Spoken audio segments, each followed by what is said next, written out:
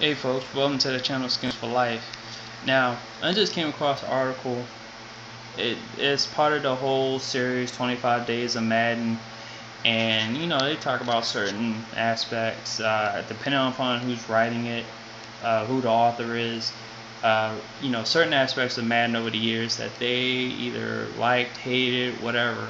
And I just happened to come across. Now, I haven't yet to read the article, but without reading the article, I can pretty much tell you that this feature in particular would probably should make a return to the series, and should really be in any football game. So this one that was written today talks about the vision cone.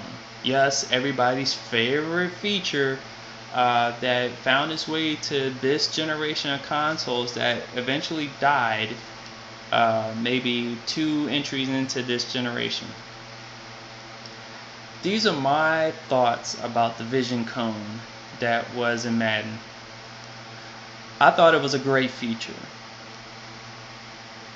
You want to know why I thought it was a great feature?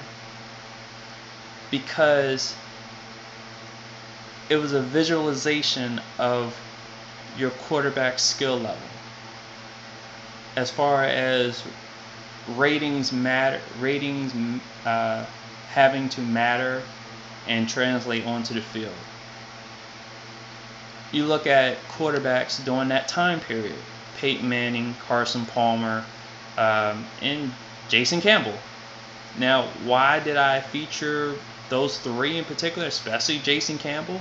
Because you got 3 different vision cones with those 3. Now, not saying that there was much of a difference between Carson Palmer and Peyton Manning, but when you got to Jason Campbell, and of course I'm controlling the skins, so I had Jason Campbell, so I had to deal with the most frustrating aspect of a cone being this wide,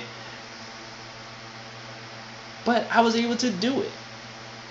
Now, according to the article, there were some folks, or apparently it was a lot of folks, that couldn't handle the dexterity of controlling the quarterback with the left analog and controlling the vision cone with the right analog. And then at that time, those folks shouldn't have not played. At that time they could have been playing ESPN 2K5 that had no vision cone. Or I forgot what other football game. I think Microsoft probably had another football game at that point in time. I'm not sure. But the fact that I'm speaking in terms of the vision cone, dealing with a quarterback whose vision cone was that big, and I felt okay with it, should be telling to all gamers, especially the ones that had that control Peyton Manning, that control about to butcher his name, Carson Palmer. What other quarterbacks were really high? Maybe Rich Gannon. All these high awareness looking quarterbacks, highly rated quarterbacks in the category of awareness. I bet you most of the complaints came from those cats.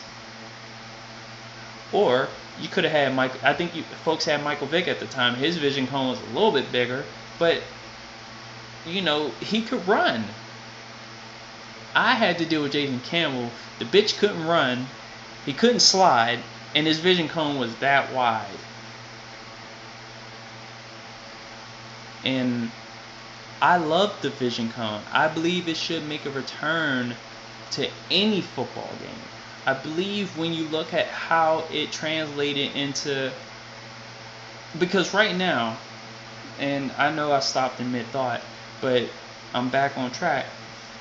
It translated into how you could look off a safety, look off defenders, because even though his vision cone was that wide, that meant that I was more likely going to be staring down specific receivers. And there was a feature, there was a sub feature to that you didn't have to necessarily move it around manually. You had a snap feature. And I say snap because that's the terminology that comes to mind, because I used to be in the Air Force and I had to interpret enemy locations as far as relative to the aircraft that was working within the airspace that I was working in, as far as, but these were training missions, so I would hear terminology: snap 230, snap, 270, snap 180. So the sub feature with the vision cone was that snap feature. I think if you hit the right trigger and you hit the corresponding receiver, it would snap to his location. So you can snap it to these locations. You didn't have to use the right analog. So really, in the end, I didn't understand why folks were crying about this feature. Oh, I gotta do something extra to actually get a good pass. And here was another added feature to what the vision cone meant to gamers, was the fact that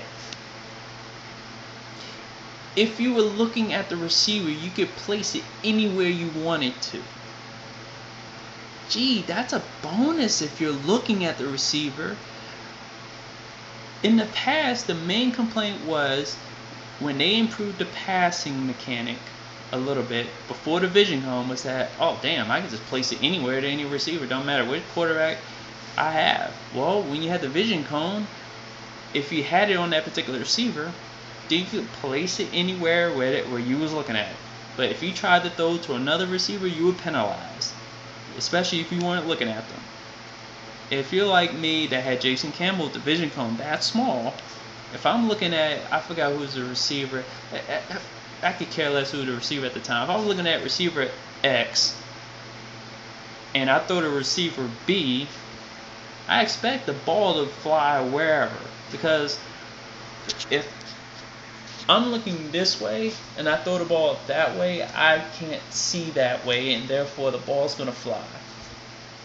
But if I'm looking at that receiver and I throw to that receiver, I can see a lot and I can put it wherever I want to. I'm just throwing the ball away if I'm throwing it that way, but I'm putting it wherever I want. If I, you get what I'm saying. So there was bonuses to the vision cone. There was penalties to the vision cone. The visual aspect, the quarterback's head moved according to where. That's why I mentioned earlier about looking off defenders. Most people, if you figured the shit out, you would have been able to do that in a tactful way. You wouldn't have to be sitting there moving a cone around like, oh, it's too much, I gotta move it around, I got Jason Campbell, his vision cone is that big.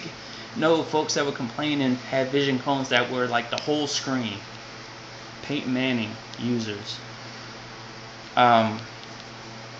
So I think what's lost in the fact that the vision cone was done away with was the simulation aspect of it. When the arcade gamers start complaining about the fact, because those are the types of people who were complaining about the vision cone. They thought it was realistic to just throw the ball anywhere, even if you weren't even looking at them. That's not realistic. That's not what the vision cone. The vision cone meant realism as a part of the series. My big thing is, I believe it needs to make a return. And just in closing, because I've said enough about the vision cone, I haven't even touched on the article. I'm just speaking my mind based on this, just by seeing this article, because the vision cone, in my opinion, was one of the top features that should have been the standard of the passing game. If you have an awareness rating, then it should. I'm like, and we're playing video games. This isn't. I'm like, of course you can't see a vision cone in real life. That's obvious. But you're in a video game. How do you know? How aware is your quarterback? What does it translate to? Right now, when I deal with awareness, I have to visualize in my own head that field of view. And I can translate it, like when I look at defensive player ratings, I can translate it into like defensive player vision cones, which I think would have been the next step, because if you can have it for the quarterback, then could it spread out to ball carrier vision? I'm like, visually it would kind of be too much, because you would see a whole bunch of triangles and moving this way and that way, but you would know whose awareness was what. But that's far fetched, and the feature is long gone. So, but I was supposed to be closing this, right? I know, right? Um, but in closing, I think it should make a return back to the series. I think it's a missed feature in this game is hard. The vision cone. It needs to come back. Make it happen.